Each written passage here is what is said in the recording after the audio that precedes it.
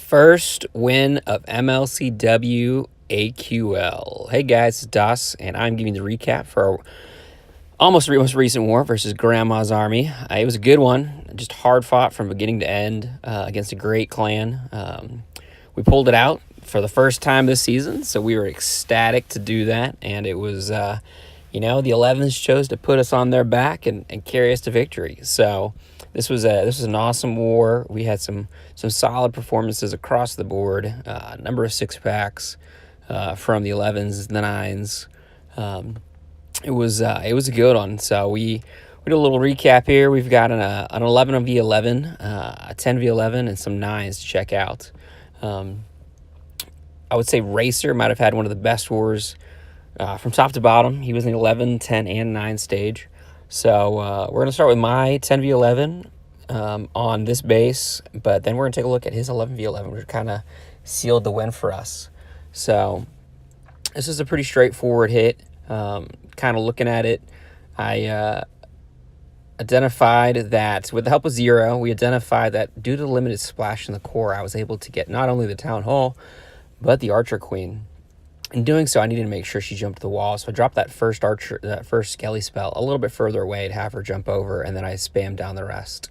So with the Town Hall and the Archer Queen taken care of, and the CC, it was pretty much just a straight up baby drag hit from here on.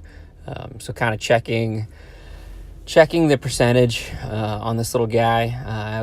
Like I said, it was a straightforward hit, and was able to, this is maybe one of the easier 10v11 2-stars I've had, and shout out to Zero for giving me the plan. It had not crossed my mind. I was kind of looking at like some sort of baby attack or something due to the AD placement, but he suggested this Rage Skelly thing for the core, so it was a great suggestion. It's definitely saved our skin a little bit by letting us efficiently clear this Town Hall 11. We're averaging about 33% right now, 10v11. So, not bad, but we can definitely have room for improvement, which we're working on there. So, just wrapping up this one with the Royals. I just kind of used the BK to tank and some CC bowlers, but it was over at this point. So, again, shout out to Zero for the suggestion. It was definitely a game changer. Baby may have worked, but, that was fun. It was an exciting attack. I'd never done something like this before, so it was cool to do and cool to see work, because I know it can be tricky sometimes with the Skellies having to fight through a wall or getting distracted. So that was a good one. So way to go, me, and thanks 100% to Zero. So this was an 11v11 we had. Racer versus these guys. We'd hit it once as kind of a scout, kind of QQing over those double wizard towers to give him a good idea of what was coming from that side. So he's going to drop down his bowlers, witches, and giants in a nice big old wall. A little spammy, but he's had some great success. Him and Zero probably spent about 3-4 hours just FCing on each other to kind of get this attack down, timing wise and spell placement. So it was not just a, spray and pray attack like it might look. There was a lot of planning that went into this, and it was really the difference in this war for us. It was both sides struggled on the 10v11 front. I think we were collectively 2 for 12, something like that. It wasn't a good war for our 10s hitting 11s. I think we each got 1 11 cleared with a 10. So we both had to have our 11 step up to carry us, and luckily for us, we came out on top on that one. So, like I said, Racer he's coming in here with only a single scout on this base. We didn't really get to probe it very much due to kind of the struggles for our 10s, including myself. So he did a good job clearing this one and locking up that first W. It's kind of a hero Grand Warden performance here with that range, clearing out the defensive from the inside as the witches come in. Watching this one, man, it was so stressful. We knew we needed this hit to go through, and I'd spent no time planning it or watching it. I think I came in the final 30 seconds and I was still stressed out by the end of it. So This was an exciting hit for us. Chat pretty much went crazy when it succeeded. It was our first 11v11 of the season, actually. So just an all-around clutch performance here. So awesome triple racer. Great job, buddy. And I will make sure to give you some props next time you do it. So I think diving down, we're going to go ahead and dive down to the 9s. This was a tough war for our 10s. Like I said, limited 10v11 success, no 10v10 success. They only had one 10v10 out of the war. So it was this was a war of the 9s and 11s and just being strategic with hits. So great job to our 11s and to our 9s for kind of carrying us here. So this was Seth. This is obviously our leader of Reddit Echo. I think this was his first war that he 6-packed. So congratulations, man. This was a pretty hit. I really liked it. You saw crazy value for the Wizards over there at 2 o'clock to set the funnel without needing a tank protection. So good use of troop space here. He's basically suiciding in to this base for the ADs, AQ, CC, and such. And it was just great base identification by him. Obviously, this is a fresh hit triple. So pretty interesting plan. Gollum does a great job of tanking for the AQ, and she's able to stay up and get a lot of value here. So as you see, I think he was really hoping she would step down for that sweeper and WT quickly. And so he's kind of having to pop that ability to go ahead and get those things cleared before they start messing with the air phase of this attack. But the rest of it's pretty straightforward, honestly. He's able to haste in and I believe heal through this wizard tower farm. It's either a heal or a rage. It's hard for me to tell. But there you go. There's the heal. So great value for the heal coming through those two and the Tesla. And then just rolling right into the backside of this one. Getting that final hound to pop. I think this one survives with just like maybe 2 HP. So regardless of it not popping, he's able to get the cleanup done on this thing. He's got a good split from the pups, good split from the loons. Not a single group going up into 3, so that's ideal for getting this thing cleared. But Seth has recently jumped on this air phase, and a lot of us have, which is great. It adds some variety to the recaps, which I enjoy. And it makes it harder for people to plan against you when you're running hogs, witches, Valks, and air. So this is it's a good one. It's a good adjustment by him. Like I said, it's his first 6-pack in MLCW. So great war, man, and congratulations on that.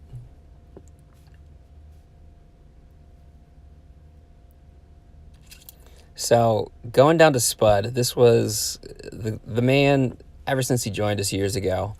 Has been a Gobo Lalo fiend. It's his bread and butter, and he is damn good at it. So it's always a lot of fun to recap these hits. You just kind of see how just smoothly a well-planned one can go. So this is beautiful here. The Wizard Tower being distracted by that Golem to safely get those wall breakers in. The Wizard's setting the funnel at 6 and 8, very nicely, and he's able to get that mortar down at 6 just in time to keep the boulders from going out and the AQ from bouncing out. And now all you have is just a perfect channel into the core of this base for not only the AQ, but the CC, 2AD, and the sweeper. It's great value. He approached it like the way I do, which is coming kind of from opposite the queen and jumping towards her, which usually nets better value. It's a little bit riskier, but it's I think you get more bang for your buck. So he does the same thing here and is able to strategically, not spam, drop in his loons. And as you can see, I think he swags maybe close to 3 haste spells on this hit. There is nothing left of this base. He basically swags a hound, swags 3 hastes. It's every one of these things is textbook. So a lot of fun to watch, a lot of fun to recap. I think we're having people kind of watch these things and learn from them, which is good for us. Seth may have learned from Spud, but if there is a Gobo Lalo friendly base, Spud's clearing this thing. So great job in this one. This, again, another 6-pack. All the 9s featured in this video, 6-packed. So that was a great job by all those guys.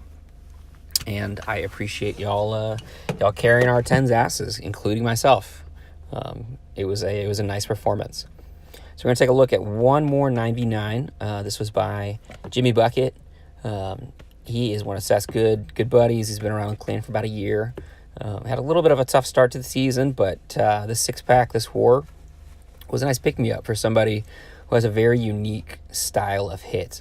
He kind of does this AQ walk, witch walk, Gollum bowler thing. It is unique, and I don't see anybody else in clan run this, and I've very rarely seen it elsewhere. It's his take on kind of a witch slap, but it's like a Town Hall 9 version of a queen walk gobo-y, or like queen walk bitch attack. So it's pretty cool to see at Town Hall 9. It doesn't always work, but when it does, it looks good. And that's what you see here. You know, he kind of misses the poison on the CC. The baby drag is just hanging out there, but those whiz that he mixes in with his core dive squad are able to get it done regardless. So that's a nice adjustment. A normal kind of witch slap would really struggle missing the CC like that, as you don't have that whiz support to clear like the baby drag. So that is a perk of this hit.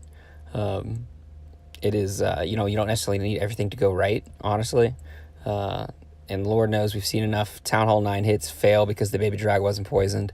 So that right there was an example of how this hit can actually get it done for you when things do go kind of little haywire. But anyway, so as you see here, the queen has just a nice walk down the entire side of the space. Has a rage save to her, which is nice spell usage right there. And the flanking side, the flanking witches are doing their job. So like I said, this is his go-to hit. He six-packed this war with it. Both hits were with this style. Witches are just strong as ever. It's kind of crazy. But it's cool to see. So I'm excited for Jimmy to have gotten into the six-pack territory on this one. We definitely needed it. Like I said, with our 10 struggles. So congrats to you, man. And, I can't remember if you six-packed or not in this most recent war against Beast Mode, but next time you six-pack, you'll make the next video. So there's a little temptation for you. So anyway, it was a good war for us. This whole Corner Tesla, whatever. Yeah, good war for our 9s, great war for our 11s. A little of a tough war for our 10s, but that's okay. It was a team effort, top to bottom. We needed to do what we did what we needed to do, and that was about it. So, hope you guys have a great rest of your week, and I will see you when I recap Beast Mode. Thanks.